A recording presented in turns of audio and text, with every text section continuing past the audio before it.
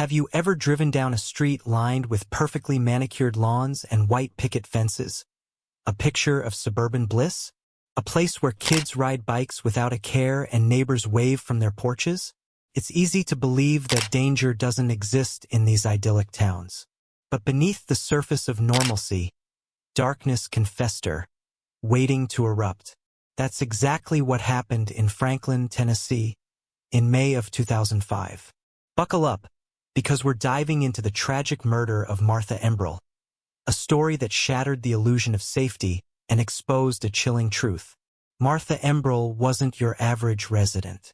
She was the sunshine on a cloudy day, the kind of person who could brighten a room just by walking in. Her laugh was infectious, her smile genuine. She wasn't just loved by her family. She was woven into the fabric of the Franklin community. You'd see her volunteering at the annual bake sale, her homemade chocolate chip cookies legendary. She'd organize neighborhood cleanup days, her infectious enthusiasm rallying even the most reluctant residents. Martha was the glue that held things together, the embodiment of small-town kindness.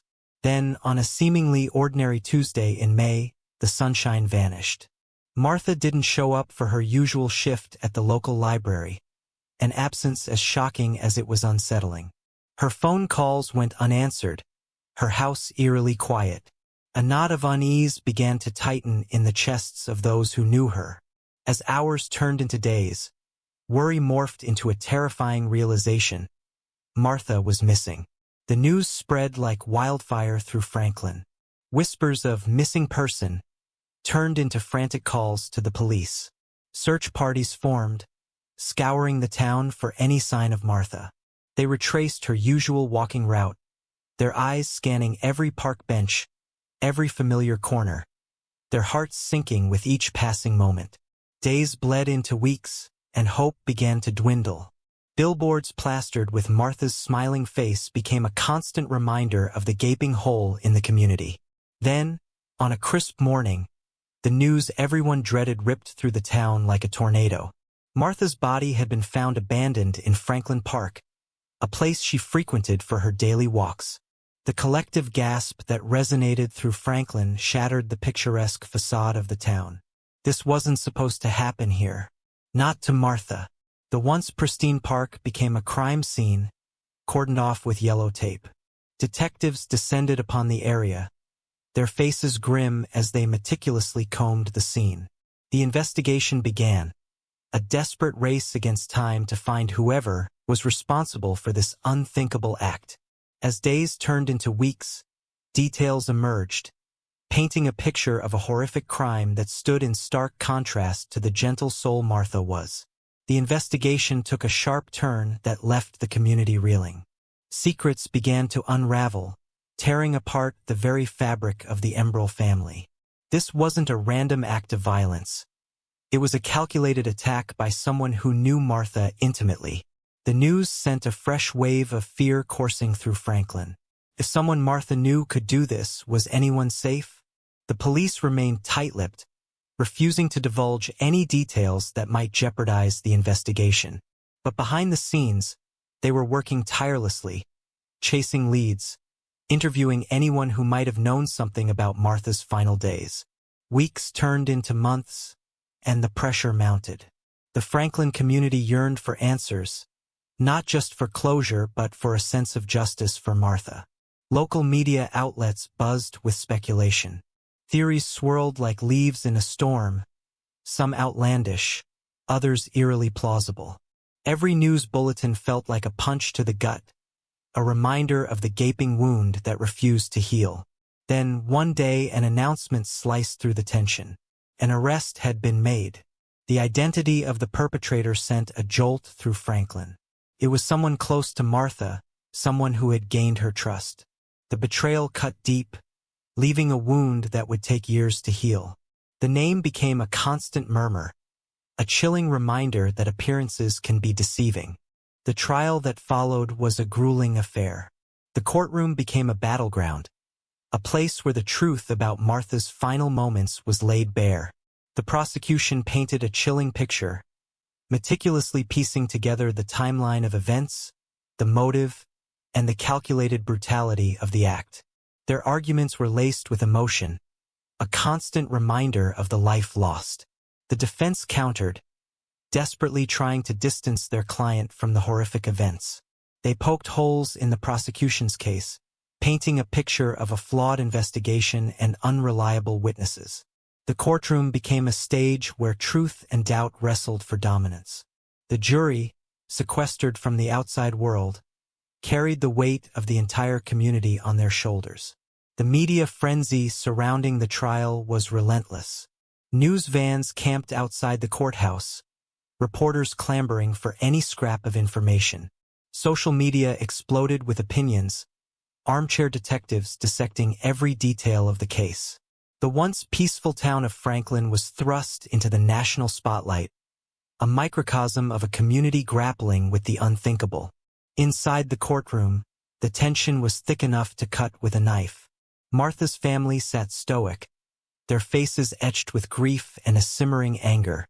The defendant, cloaked in an air of defiance, occasionally flickered their gaze towards the jury, a silent plea for understanding. Witnesses took the stand, their voices trembling as they recounted their interactions with Martha in the days leading up to her disappearance. Some spoke of her usual vibrancy, the light extinguished from their eyes. Others, with trembling hands, revealed unsettling details about the defendant's behavior, hinting at a darkness lurking beneath the surface. The prosecution's star witness was a forensic expert who meticulously presented the evidence collected from the crime scene. Blood spatter patterns, trace fibers, and DNA analysis all pointed towards the defendant's involvement. Their calm, clinical delivery stood in stark contrast to the raw emotions swirling within the courtroom. The defense, however, wasn't without its ammunition. They called upon alibi witnesses, people who claimed to have seen the defendant elsewhere at the time of the crime. Their testimonies, however, were shaky at best, riddled with inconsistencies that the prosecution gleefully exploited on cross-examination. The trial dragged on for weeks, each day chipping away at the emotional resilience of the community. Every bombshell revelation, every whispered accusation, kept the wound of Martha's absence raw.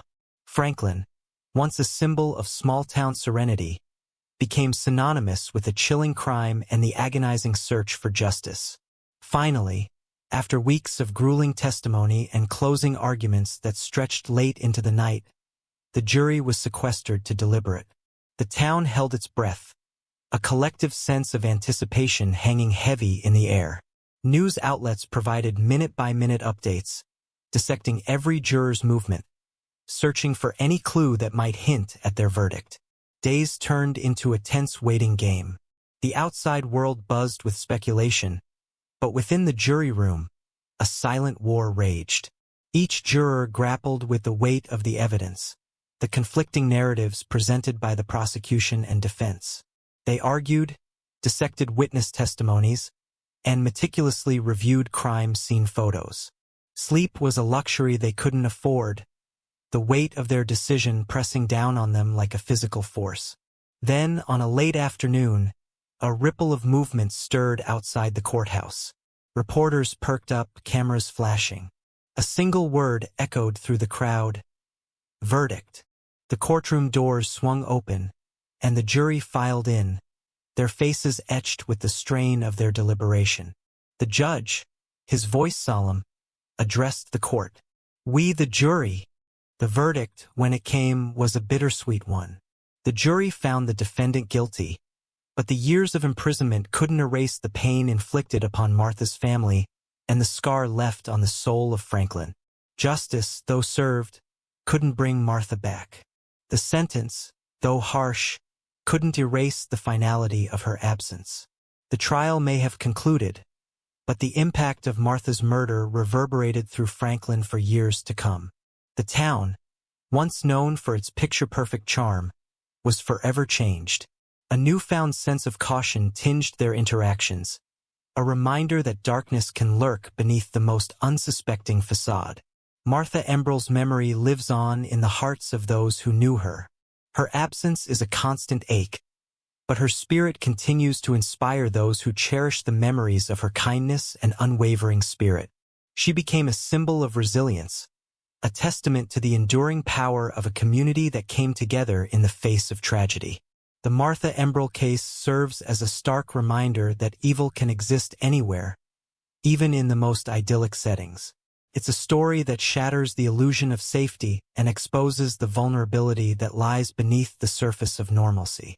It's a story that compels us to cherish the connections we have, to appreciate the simple joys of life, and to never take the feeling of security for granted. Because sometimes, the greatest danger can come from those closest to us, and the most idyllic towns can harbor the darkest secrets. In the aftermath of the trial, Franklin grappled with the fallout. The once vibrant community felt shrouded in a pall of grief. Conversations on porches turned somber, the usual light-hearted banter replaced by hushed discussions about the trial and its devastating outcome. The annual bake sale, once a joyous event spearheaded by Martha, was canceled, a painful reminder of the void she left behind. Martha's family, understandably, retreated from public life. The trial had been a grueling ordeal, forcing them to relive the details of her brutal murder in excruciating detail.